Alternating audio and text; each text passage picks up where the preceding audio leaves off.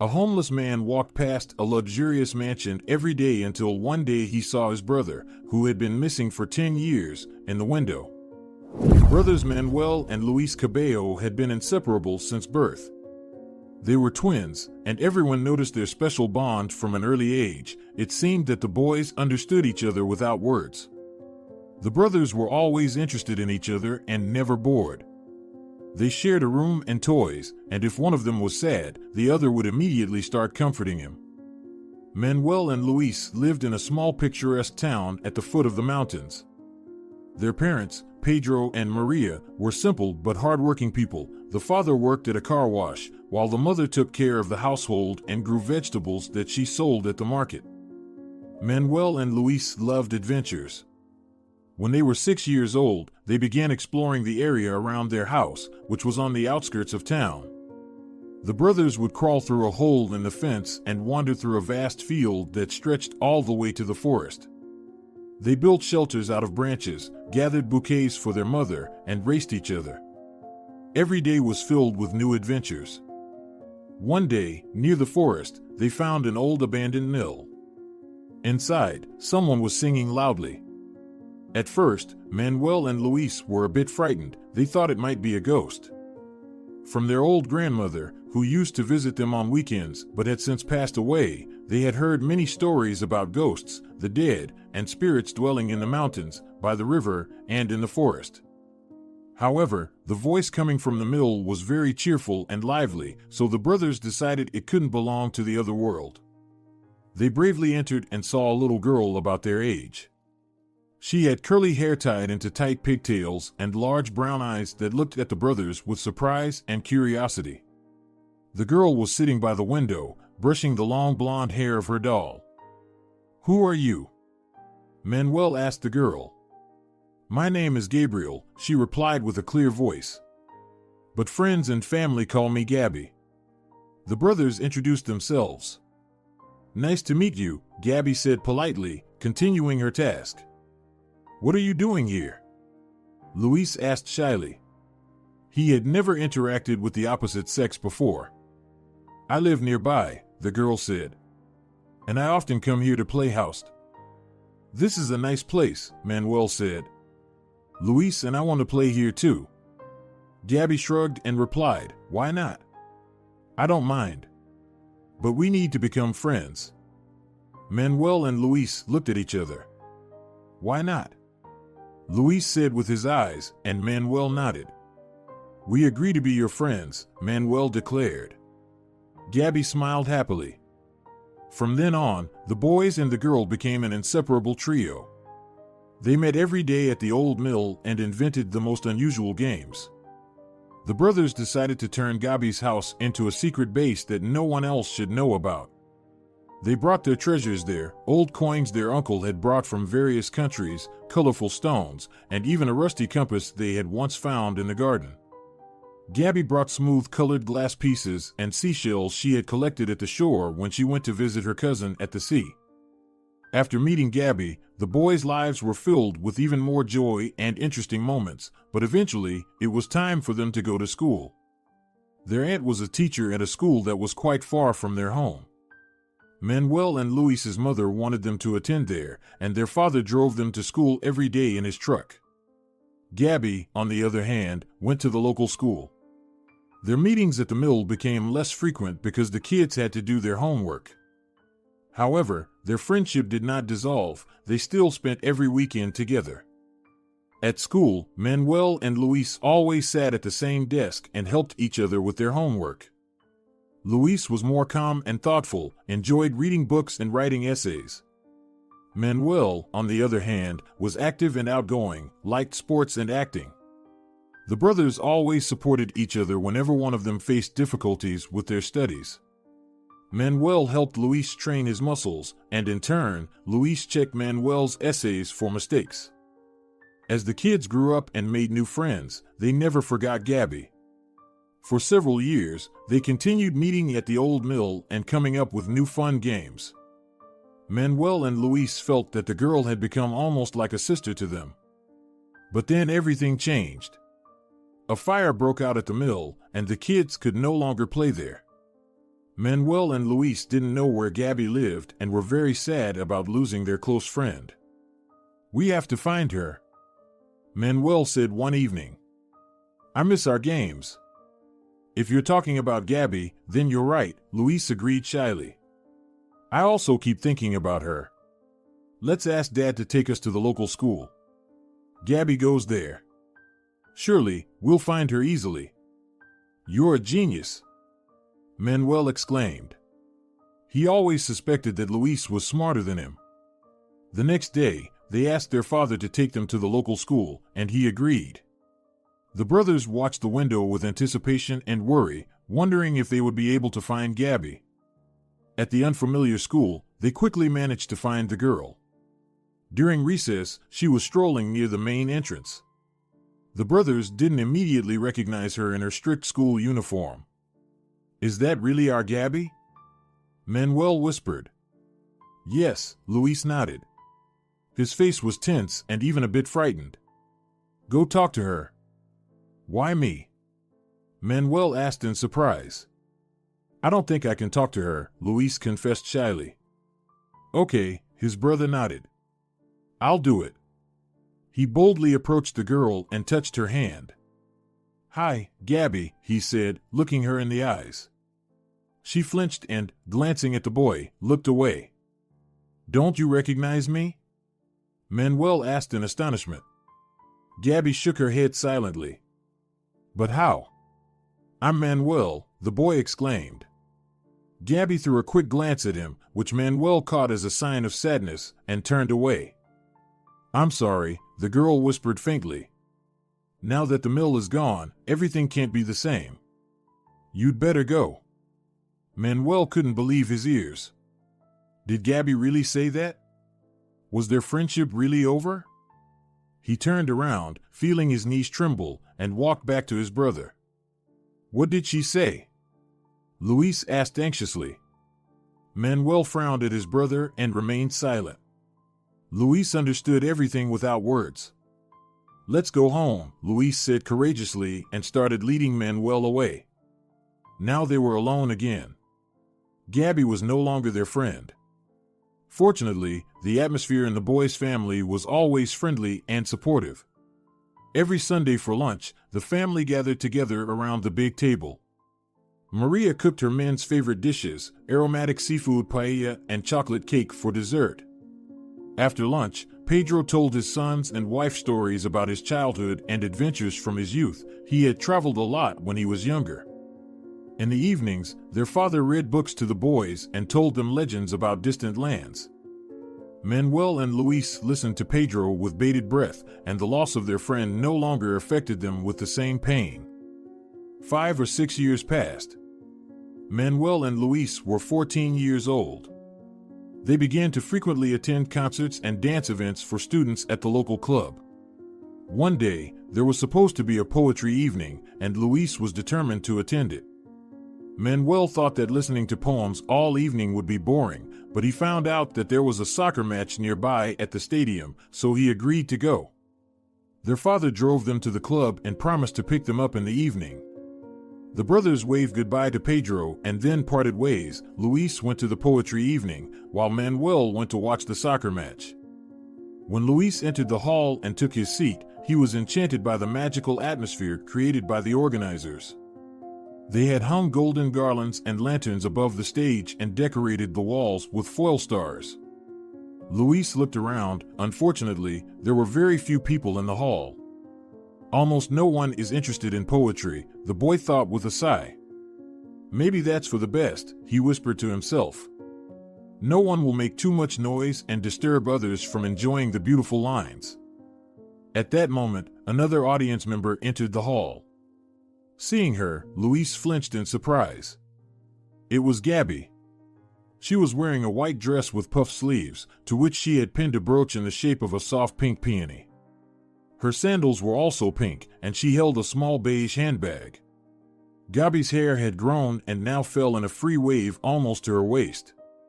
Luis watched the old friend with bated breath. He was amazed and astonished at how much Gabby had changed. She had turned into a real beauty. The girl felt Luis's gaze and looked him in the eyes. The boy smiled shyly. He didn't know how to act and wished Manuel were there. Manuel would definitely have figured out what to say and do. Should he greet Gabby? Or should he turn away? After all, she hadn't wanted to be friends with them. However, Luis didn't have to ponder for long, as the girl herself walked over to him. Approaching, she nodded towards the seat next to the boy and asked, "Is this seat taken?" Luis silently nodded in response and even moved a little to invite the girl to sit. Gabby adjusted her dress and carefully lowered herself into the chair. "You're Luis, right?" she asked. The boy remembered that the girl always managed to distinguish them even when they tried to confuse her. Yes, Manuel sometimes played tricks on Gabby and asked Luis to wear his clothes, but they never succeeded in fooling their friend. Yes, Luis admitted, knowing that he wouldn't be able to pretend to be his brother this time. Why did he want to do that? Luis didn't know, but he suspected that being in Manuel's shoes might make it easier for him to start a conversation with Gabby. "It's good that you didn't try to deceive me," the girl said, as if reading his thoughts. Luis didn't understand how she managed that. Gabby looked into his eyes. "You don't need to pretend to be someone else," she said.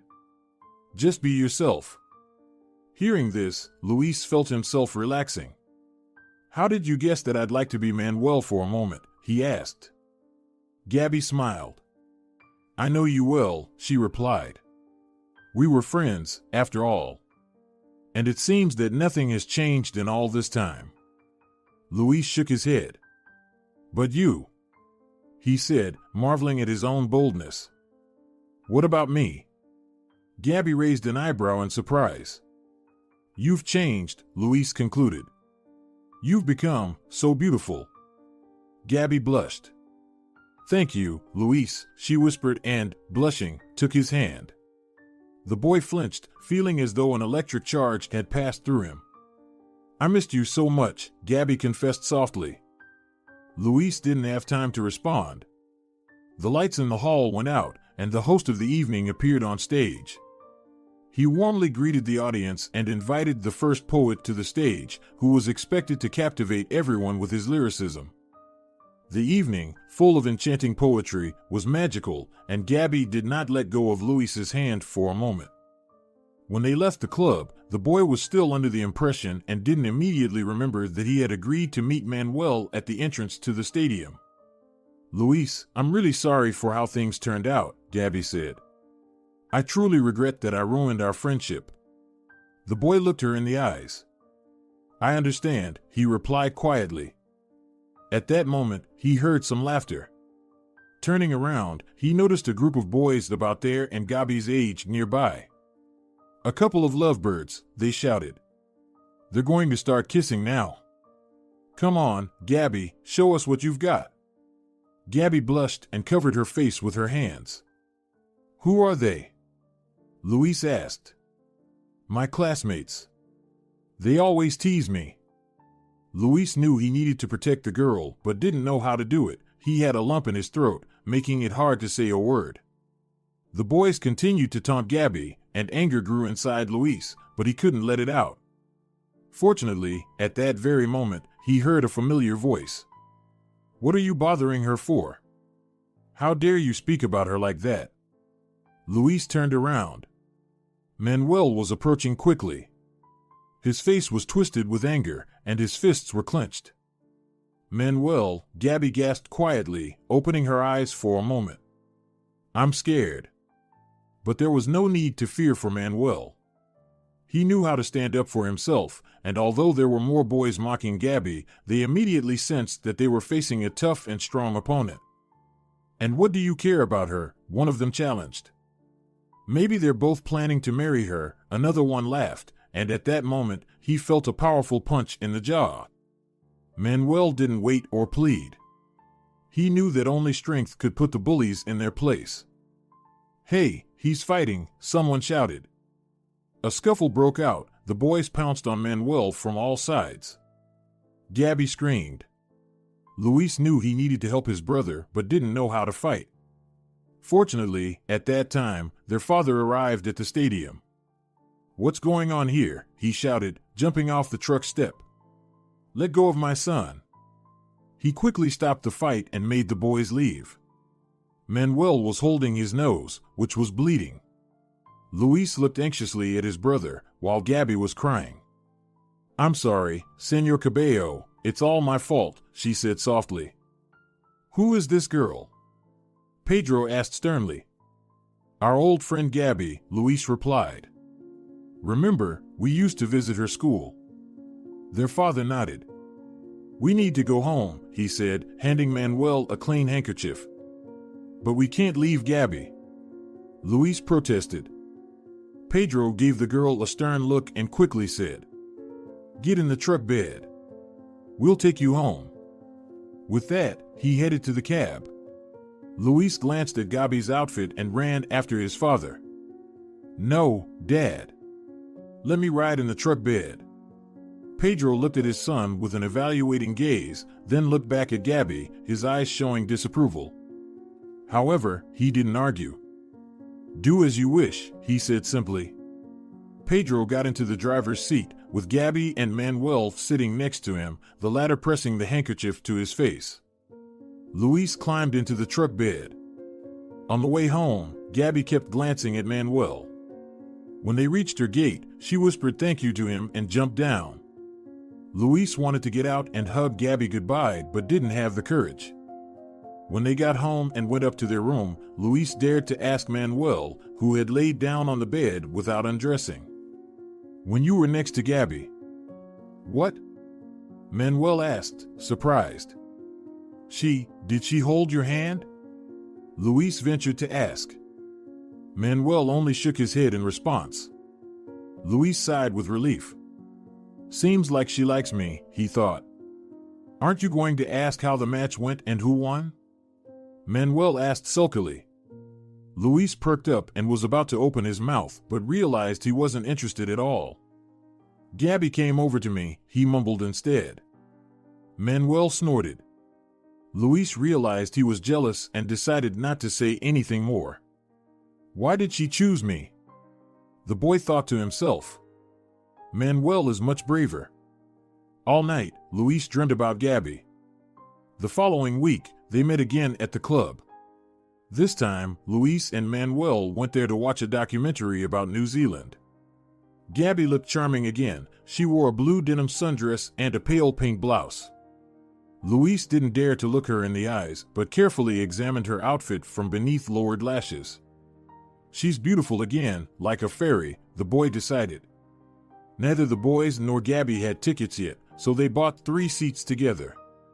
The girl sat in the middle. When the lights in the hall went out, Luis again felt her hand in his. He wanted to check if Gabby was also holding Manuel's hand, but it was too dark. The boy fidgeted, trying to calm down and focus on the film, but it was difficult. "No, she's only holding my hand, I'm sure," Luis decided and relaxed a little. After the film, the trio decided to take a walk and get ice cream. Manuel chose mango flavor, and Gabby and Luis both ordered cherry. "You're just made for each other," Manuel teased, and the boy and girl shyly lowered their eyes. Manuel walked a bit ahead so that Luis could talk to Gabby. Luis was very grateful to his brother for this. "I have the best brother in the world," he decided. Luis and Gabby discussed poetry, literature, and art. It turned out that their tastes matched not only when it came to choosing ice cream. They walked for about an hour, and then their father drove them home in the truck. This time, Manuel rode in the truck bed while Luis and Gabby sat in the cab, holding hands tightly. The brothers and the girl started seeing each other almost every week, but their interactions were no longer like they were in childhood, as Luis and Gabby were now bound by romantic feelings. Time flew by quickly, and the school holidays came around unnoticed. Pedro suggested to his wife and sons that they go on vacation to the capital. It was unexpected and surprising. They had never traveled before because they couldn't afford to spend money on trips. However, this time Pedro said he had a wealthy client who had given him a generous tip. Why not spend it on some fun? Even once every 10 years, we deserve a break. Maria smiled and nodded. I never did that, even when I was young. But if you think we have the opportunity, why not? She said. If the woman had known in advance what would come of this trip, she would never have agreed to it. But unfortunately, no one in the Cabello family could foresee what was about to happen. Pedro bought train tickets, and everyone had to get up very early to make it in time. Gabby came to the station to see Luis off, and the boy nearly cried as he parted with her. When he got on the train, Manuel looked at his pale face skeptically. Why are you so worried? He asked in surprise. You'll see each other in a few days. Luis shrugged. I have a strange feeling, he admitted. But Manuel only laughed at his words. What feeling? Are you planning to stay in the capital? Luis remained silent. He looked out the window and waved at Gabby, who was sniffing on the platform. How cute, Manuel said, opening a sports magazine and beginning to leaf through it demonstratively. As the train pulled away and the platform with Gabby faded into the distance, Luis sighed a few more times and, along with Manuel, started looking out the window with interest. The boys had never traveled so far from home before. Everything they saw around them was new and unusual. By evening, the train brought the family to the heart of the capital. Upon arrival, they settled into a cozy hotel near the city center. First, they all went to have dinner at a cafe nearby, then walked through the nearest park and went to bed since it was very late. We'll have a longer walk tomorrow morning, Maria reasoned. It will be light, and we'll be able to see all the interesting things. Manuel and Luis woke up very early and quickly got ready. They couldn't wait to see the skyscrapers, beautiful streets, and bridges of the capital. It's a completely different world here, Luis said thoughtfully. He already missed Gabby and regretted that they couldn't bring her along. Finally, the boys' parents also woke up, took a shower, and dressed. Together, they left the hotel and went for a walk along the central streets. The high-rise buildings, bright shop signs, and noisy streets amazed Manuel and Luis. The atmosphere of the capital was completely new and vastly different from the peaceful and slow life of their town. The Cabello family visited the main city park, where the guys and their father rowed a boat on the lake while Maria waited on the shore with ice cream. The next day, Pedro and Maria planned to visit museums. In the morning, the family went to the History Museum, where a guide gave a tour about ancient artifacts and significant historical events. After lunch, they visited the Science Museum. Manuel was thrilled with the interactive exhibits where you could experiment with various physical phenomena. Luis liked the planetarium more. It's a pity Gabby isn't here, he sighed. I could tell her about the constellations.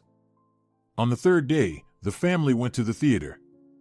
They chose a play about the adventures of a knight and his loyal squire. Manuel and Luis sat on the edge of their seats, engrossed in a world of adventure and heroism. After the play, the family went up to the open terrace on the roof of the theater, where they could enjoy the lights of the night city. This city is so beautiful, Maria said, enchanted, and everyone agreed with her. I don't even want to leave here, Pedro confessed. I can't wait to see Gabby, Luis sighed. I can't hear about her anymore. Manuel laughed. They stood there for a while longer, looking at the dark sky and the golden shining points of the streetlights and windows. It's a magical view, Maria whispered. Suddenly, a small star fell from the sky, leaving a pale trail as it rolled down to the horizon. A shooting star, Luis exclaimed. Let's make a wish. Each of the Cabellos pressed their hands to their chests and, closing their eyes, thought of something personal. The family didn't know that they were about to experience something terrifying very soon. The Cabellos had only one day left in the big city. In the morning, Maria said they needed to visit some local shops and buy souvenirs for family and friends. Pedro found a small antique shop where he bought an old clock for his best friend, a collector. Luis bought Gabby a drawing set and a cute magnet with a city view. Manuel said he didn't need anything and didn't want to give anything to anyone. After shopping, everyone was very tired and decided to take the metro back to the hotel. The Cabello brothers had never been on the subway before. Everything seemed very strange to them, from the wind that nearly knocked them off their feet in the passages to the almost otherworldly noise of the trains. Luis wanted to get out as soon as possible. He didn't like the subway. Manuel was curious and even took a golden token as a memento.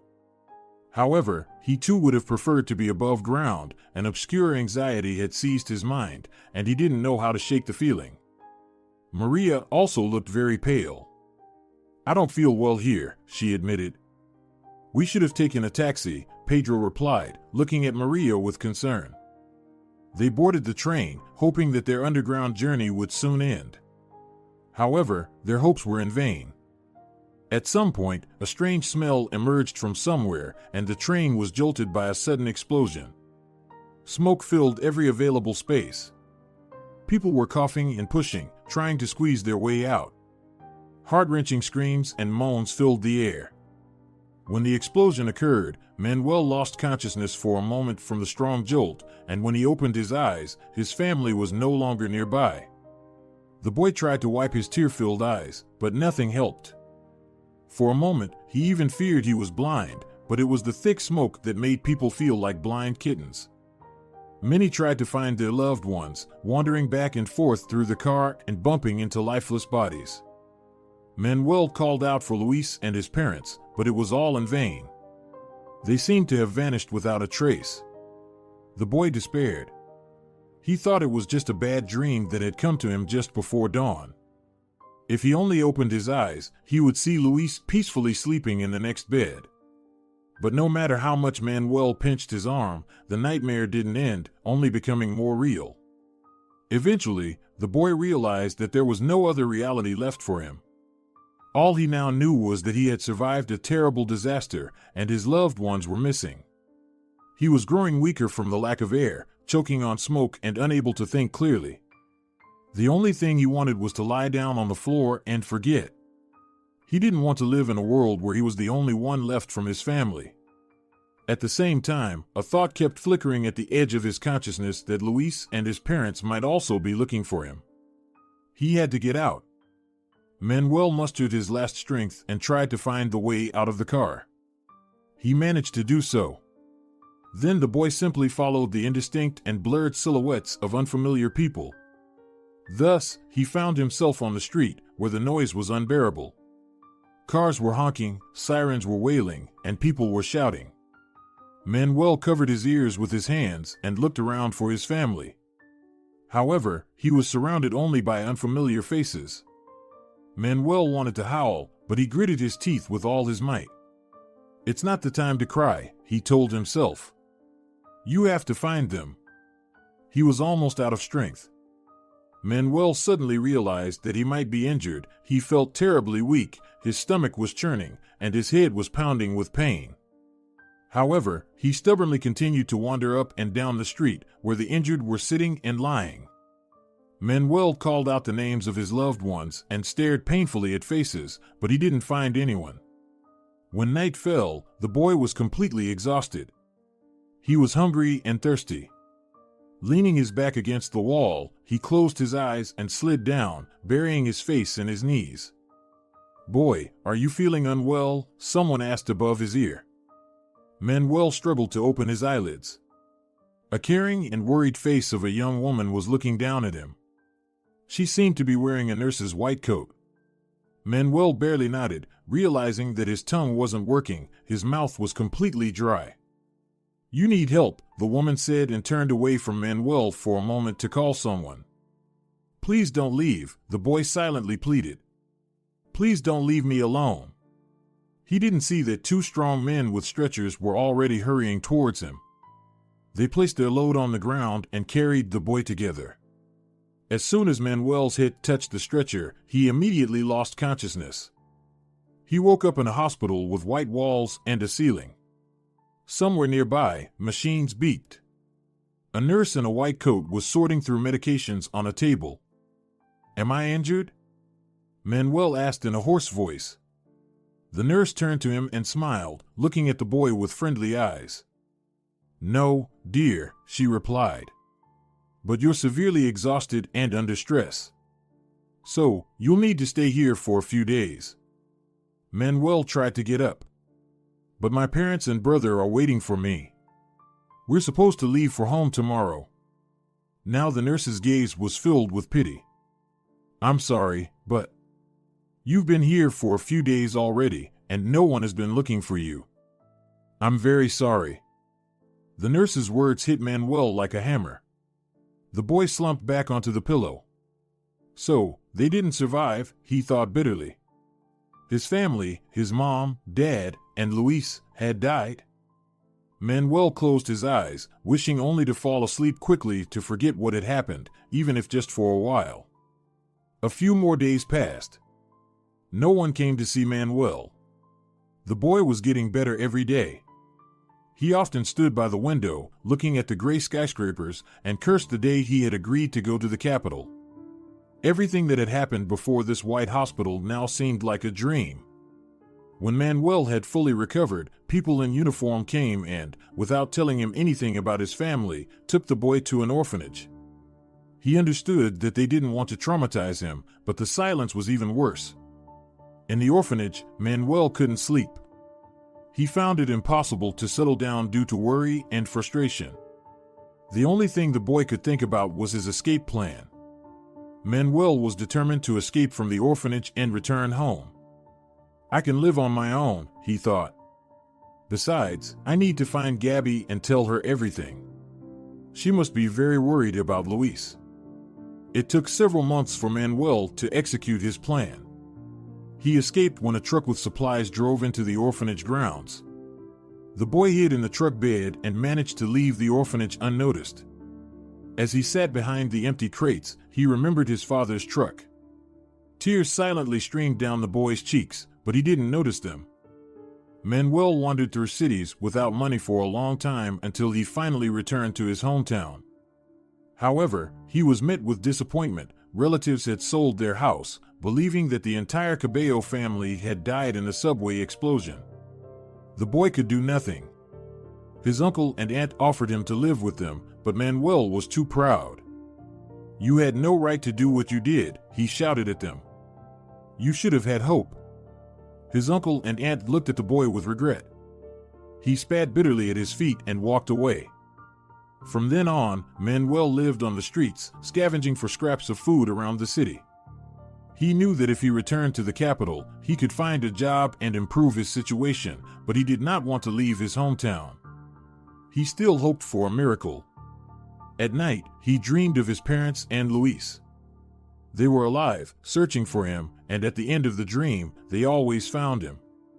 Manuel would wake up happy, but seeing the cardboard walls of the makeshift shelter he had built for himself, he would immediately return to harsh reality. Another day would begin, and he would have to fight for his survival. Manuel never saw Gabby again. He was too ashamed to face her in such a state. 10 years passed. Manuel was still living on the streets and had long come to terms with his fate. He no longer expected anything, hoped for anything. All he cared about were daily sustenance and his old, scruffy dog named Zucchini. They lived in poverty and were both very skinny. Manuel's ragged clothes hung on him like a tattered flag, and his long beard was dirty and unkempt. Manuel and Zucchini wandered around the city all day, along the river and through the parks. The young man would sit on a bench, and Zucchini would lie down beside him. Looking at the fountain streams or the river's gentle flow, Manuel reminisced about the past when he lived at home, went to school, and attended concerts with Luis. The past seemed so beautiful that he felt like reliving it daily, completely forgetting about the present and betraying the future. This could have gone on for many more years if not for one incredible event. Every day, Manuel wandered through a very wealthy neighborhood. He admired the neat houses with their luxurious facades and lush gardens. However, he did not linger there for long. That day, he was trying to leave the affluent area as quickly as possible. Let's go, Zucchini. We don't belong here, Manuel said bitterly, urging his dog along. Manuel and his dog hurried down the street when Manuel accidentally looked up and saw something that made him freeze in place. At the window of one of the mansions stood a young man, and Manuel's heart raced desperately at the sight of him. Through the glass, the stranger's face was barely discernible, but Manuel recognized the painfully familiar features: a straight nose, curly hair, thick eyebrows, and blue eyes. It seemed to the poor young man that he was looking into a mirror and seeing himself in some other reality. He could have been standing there by the window of his own home if not for the subway explosion. Yes, he could be standing like that if only he had not lost his family. Manuel stared at the young man at the window, and then a very simple thought hit him. "No, that's not me," he whispered quietly. "That's Luis." As he uttered these words, Manuel felt the icy shell around his heart crack, and hot tears flowed from his eyes. Zucchini looked at his owner in surprise. He had never seen him like this. Manuel squatted down and began to pet the dog. "Luis. It's him. He's alive. Zucchini, can you imagine? My brother is alive," Manuel cried. Then he stood up and started waving his hand with all his might at Luis. However, Manuel's brother remained motionless by the window, noticing nothing. Manuel stopped waving and scratched his head in confusion. "He won't recognize me," he thought, and then it hit him, of course. In this state. Thinking this, Manuel quickly ran down the street. Spotting the first barbershop he could find, he went inside. "Can you clean me up?" he asked, greeting the barber. The barber looked him over with a frown. "It won't be easy, but I'll do what I can," he replied. "But it won't be cheap." Manuel hesitated. "I don't have any money," he admitted, and added with a pleading voice, "but I can work for you. Please, help me. I just found my missing brother, and now I have a reason and desire to live again." The barber hesitated a bit. "Okay," he finally nodded. "For 2 weeks, you'll clean the shop, take out the trash, and help me clean the tools. But first, you need to get cleaned up. And let your dog wait somewhere far from the shop." Manuel promised to do everything the barber said. The barber gave him the address of a public shower and some money, and Manuel hurried there to clean himself up. He then returned and allowed the barber to shave and cut his hair. It took at least 2.5 hours. When the barber finished, he nodded in satisfaction. "You look 30 years younger," he said, but Manuel could see it himself. He was happy with the change, but his ragged clothes horrified him. "I need to get some decent clothes," he decided. He left the barber's shop, promising to return the next day to start working off his debt. "I hope you won't deceive me," the barber said before he left. Manuel had no choice but to nod. Outside, he looked around, confused, not knowing where to go next. Suddenly, someone called him from behind. Manuel turned around and could not believe his eyes. It was Gabby. He immediately recognized her curly hair and warm brown eyes. She was wearing a green polka-dotted dress and high heels. "Manuel, is it really you?" the girl asked, tears in her voice. Manuel wanted to sink into the ground when he remembered his ragged clothes. He was embarrassed in front of an old friend. "Where have you been all this time?" Gabby asked, as if 10 years had not passed. "Gabby," Manuel began, clearing his throat, but the girl did not let him finish. "I waited for Luis, but he never contacted me after that trip," Gabby said, and, blushing, added, "I came to your house, but there were strangers there. I still don't understand." "You?" "No, Gabby," Manuel couldn't hold back. "We didn't stay in the capital, and Luis, he never forgot you." "Really?" Gabby's face suddenly lit up as if from within. "Yes," Manuel nodded firmly. He was 100% sure of his words. Manuel knew his brother very well. "But where is he?" Gabby asked, looking around as if expecting to see Luis coming around the corner with 2 cups of cappuccino in hand.